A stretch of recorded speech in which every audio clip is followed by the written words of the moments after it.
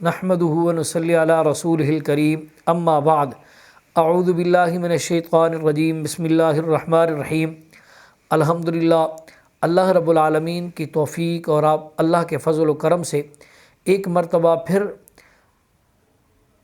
हाज़री का शर्फ़ हासिल हुआ है आप हज़रात के सवालों के जवाब के साथ। तो एक गुजारिश है, फिर उसके बाद सवाल जवाब का सिलसिला शुरू करते हैं। गुजारिश ये है कि अब नमाज इशा 7 बजे होती है और इंशाअल्लाहुल अज़ीज़ आज से ही 8 बजे इंशाअल्लाह ये मेरे यूट्यूब चैनल पर इंशाअल्लाह ये लाइव जो है सवाल जवाब की नशिस्त होगी। जो इसके जिस तरह पहले भी था आपके हफ्ते के सवाल इसी दिन में देता हूँ, तो इंशाअल्लाह दे दिया करूँगा। अब 8 बजे इंशाअल्लाहुल अज़ीज़ ये लाइव चलेगी इंशाअल्लाह। दूसरी बात यह है कि कुछ साथियों ने पूछा है, तो इंशाअल्लाह मेरा डिस्क्रिप्शन में नंबर दे दिया जाएगा व्हाट्सएप का, आप उस पर मैसेज वगैरह कर सकते हैं और इंशाअल्लाह हफ्ते वाले दिन इतवार की रात आपको तफसीली जवाब दे दिए जाएंगे। अब आते हैं सवालों के जवाबों की तरफ। एक साथी ने सवाल किया है कि हमने बचपन से ये सुना है और पढ़ते भी आते हैं कि जुमातुल मुबारक की जुमा नमाज से पहले 4 रकात और फिर जुमा नमाज पढ़ने के फ़र्ज़ पढ़ने के बाद फिर 6 रकात पढ़ते थे। तो एक साथी ने हमें बतलाया है कि नहीं, ये जायज़ नहीं है, जुमा से पहले भी कोई सुन्नतें नहीं हैं और जुमा के बाद सिर्फ़ जुमा नमाज फ़र्ज़ के बाद सिर्फ़ 2 सुन्नतें हैं। तो लिहाजा कुरान व हदीस से इसका जवाब दें। अब जवाब ज़रा सुनिए, पहले मुद्दा सुनिए कि मुद्दा यही है कि जुमा नमाज से पहले 4 रकात सुन्नत और जुमा नमाज के बाद 6 रकात सुन्नत है।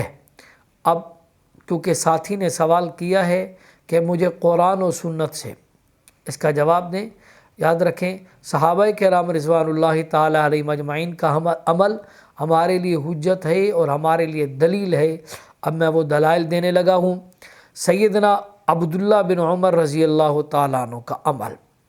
अन अब्दुल्लाह बिन उमर रज़ी अल्लाह ताला अन्हु काना युसल्ली क़ब्ल अल जुमअति अरबान ला यफ़सिलु बैनहुन्ना बिसलामिन थुम्मा बअदल जुमअति रकअतैन थुम्मा अरबान।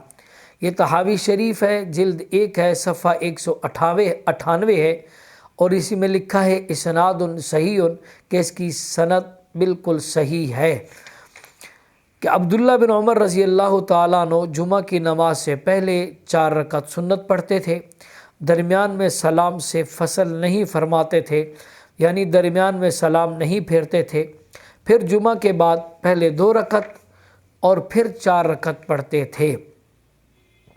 इसी तरीके पर फरमा क़ाल अबू ईसा अन अब्दुल्लाह बिन मसऊद रज़ी अल्लाह ताला अन्हु अन्नहु काना युसल्ली क़ब्ल अल जुमअति अरबान व बअदहा अरबान व रोविया अन अली इब्न अबी तालिब रज़ी अल्लाह ताला अन्हु अन्नहु अमरा अन युसल्ली बअदल जुमअति रकअतैन थुम्मा अरबान। तिरमिज़ी शरीफ के अंदर जो मेरे पास मौजूद है नुस्खा, इसका सफ़ा 101 है और मुसन्निफ़ अब्दुर रज़ाक़ के अंदर भी ये मौजूद है। अबू ईसा इमाम तिरमिज़ी रहमतुल्लाह अलैह फरमाते हैं कि अब्दुल्लाह बिन मसऊद रज़ी अल्लाह ताला अन्हु जुमा से पहले 4 और बाद में भी 4 रकात पढ़ते थे। हज़रत अली रज़ी अल्लाह ताला अन्हु से रिवायत है कि उन्होंने जुमा के बाद पहले 2 रकात और फिर 4 रकात पढ़ने का हुक्म दिया। इसी तरीके पर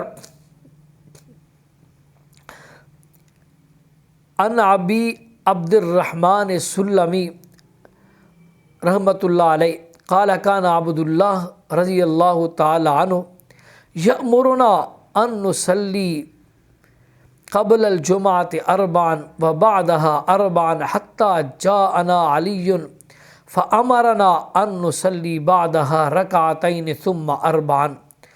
ये मुसन्निफ़ अब्दुर रज़ाक़ जिल्द 3 है, सफ़ा 247 है। इसी के बारे फरमाई सनादुन सहीउन।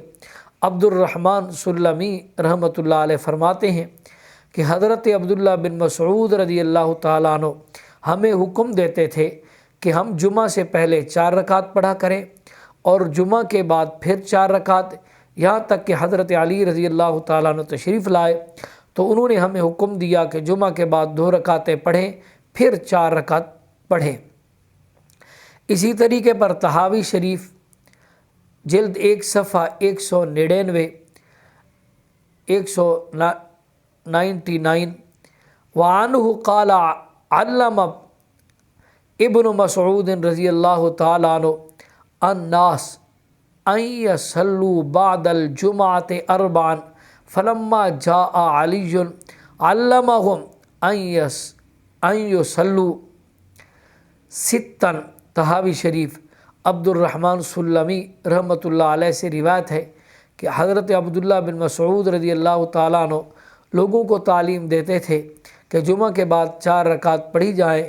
جب حضرت علی رضی اللہ تعالیٰ عنہ کوفہ آئے تو آپ نے حکم دیا کہ جمعہ کے بعد 6 رکعت پڑھا کرو۔ تو عرض کرنے کا مقصد یہ ہے کہ جمعہ والے دن جمعہ کی نماز میں پہلے 4 رکعت پھر 2 فرض پھر 6 رکعتیں ہیں، یعنی پہلے 2 رکعت اور پھر 4 رکعتیں۔ ایک ساتھی نے سوال کیا ہے کہ کچھ علاقوں میں ٹویل وغیرہ ہوتے ہیں اور وہاں اس کے آگے حوض ایک بنا ہوا ہوتا ہے، جو پانی وہاں جمع ہوتا ہے، وہاں سے جمع ہو کے آگے جاتا ہے۔ اگر ٹویل وغیرہ بند ہو جاتا ہے تو وہ حوض میں پانی کھڑا رہتا ہے۔ اگر کوئی بندہ وہاں نہانے کے لیے آئے اور اس کو پیشاب وغیرہ آ جائے تو اسی پانی میں اگر وہ پیشاب کر دے تو کیا وہ پانی ناپاک ہے یا نہیں؟ جواب اس کا یہ ہے کہ وہ حوض کیونکہ چھوٹے ہوتے ہیں، وہ بڑے حوض ہوتے نہیں ہیں، اس لیے وہ رکے ہوئے پانی سمجھا جائے گا۔ تو رکے ہوئے پانی میں اگر نجاست واقع ہو جائے تو اس سے وضو طہارت جائز نہیں، خواہ نجاست قلیل ہو یا کثیر ہو۔ ہدایہ کے اندر یہ موجود ہے، شرح وقایہ کے اندر بھی یہ موجود ہے، اور حدیث بخاری شریف، مسلم شریف، طحاوی شریف کے اندر رسول اللہ صلی اللہ تعالیٰ علیہ وسلم کا حکم ہے۔ عن ابی ہریرہ رضی اللہ تعالیٰ عنہ قال رسول اللہ صلی اللہ علیہ وسلم لا یبولن احدکم فی الماء الدائم الذی لا یجری ثم یغتسل فیہ۔ بخاری شریف جو میرے پاس موجود ہے اس کی جلد 1 ہے، صفحہ 37 ہے۔ مسلم شریف کے اندر بھی یہ حدیث موجود ہے، طحاوی شریف کے اندر بھی یہ حدیث موجود ہے۔ حضرت ابو ہریرہ رضی اللہ تعالیٰ عنہ فرماتے ہیں کہ یہاں حضرت صلی اللہ تعالیٰ علیہ وسلم نے فرمایا تم میں سے کوئی شخص رکے ہوئے پانی میں پیشاب نہ کرے، ایسا پانی جو جاری نہیں ہے، پھر اس میں غسل کرے گا تو وہ ناجائز ہے، وہ غسل نہیں ہوگا۔ ایک ساتھی نے سوال کیا ہے کہ امام جب جمعہ کا خطبہ پڑھ رہا ہو تو اس وقت نماز پڑھنی جائز ہے یا نہیں جائز، یعنی سنت نفل پڑھ سکتا ہے یا نہیں؟ جب امام خطبہ پڑھے، خواہ جمعہ کا ہو، عید کا ہو یا حج کا خطبہ ہو، اس وقت نماز پڑھنی مکروہ ہے۔ ہدایہ جلد 1 صفحہ 117 اور فتاوی عالمگیری کے اندر بھی یہ موجود ہے۔ اسی طریقے پر حدیث میں ہے، مصنف ابن ابی شیبہ جلد 1 ہے اور جو میرے پاس ہے اس کا صفحہ 124 ہے۔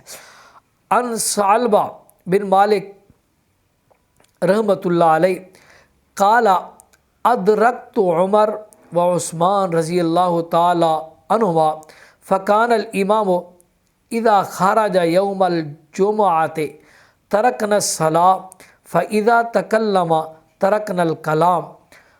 سیدنا ثعلبہ بن مالک رحمۃ اللہ علیہ فرماتے ہیں کہ میں نے حضرت عمر رضی اللہ تعالیٰ عنہ، حضرت عثمان رضی اللہ تعالیٰ عنہ کا دور پایا۔ جب جمعہ کے دن خطبہ و نماز کے لیے امام نکلتا تھا تو ہم لوگ نماز پڑھنا چھوڑ دیتے تھے۔ جب وہ امام کلام خطبہ شروع کرتا تھا تو ہم لوگ کلام کرنا بند کر دیتے تھے۔ واللہ اعلم بالصواب۔ ایک ساتھی نے سوال کیا ہے کہ ایک آدمی نے امام کے بغیر لقمہ دیا، یعنی وہ نماز میں شامل نہیں تھا، کسی اور نماز میں تھا یا پیچھے سے آ کے اس نے لقمہ دیا ہے، تو آیا کہ وہ لقمہ امام لے لے یا نہ لے؟ جواب اس کا یہ ہے کہ امام کو پتہ ہو تو اسے نہیں لینا چاہیے، اور اسے بھی لقمہ نہیں دینا چاہیے، اور اگر بالفرض والمحال اس نے لقمہ دیا، امام صاحب نے لقمہ لے لیا ہے تو نماز فاسد ہو جائے گی۔ جواب: نماز کی حالت میں اپنے امام کے علاوہ غیر کو لقمہ دینے سے نماز فاسد ہو جاتی ہے۔ مقتدی کے علاوہ اگر کسی نے امام کو لقمہ دیا اور امام نے لقمہ لے لیا، شرط یہ ہے کہ امام نے لقمہ لے لیا ہے، تو امام اور تمام مقتدیوں کی نماز فاسد ہو جائے گی۔ شرح وقایہ کے اندر یہ موجود ہے۔ واللہ اعلم بالصواب۔ اللہ تبارک و تعالی سمجھنے اور اس پر عمل کرنے کی توفیق نصیب فرمائے۔ پھر ایک دفعہ عرض کرنے لگا ہوں، انشاءاللہ العزیز آئندہ کے بعد یہ جواب آپ کو ہفتے کا دن اتوار کی رات ٹھیک 8 بجے انشاءاللہ دے دیا جائے گا۔ دوسرا میرا number, what's app number description میں انشاءاللہ دے دیا جائے گا۔ جس ساتھی کا کوئی مسئلہ ہو تو وہ مجھے میسج کرے گا، تو جواب اس کا انشاءاللہ اسی دن یعنی ہفتے والا دن اور اتوار کی رات کو 8 بجے انشاءاللہ دے دیا جائے گا۔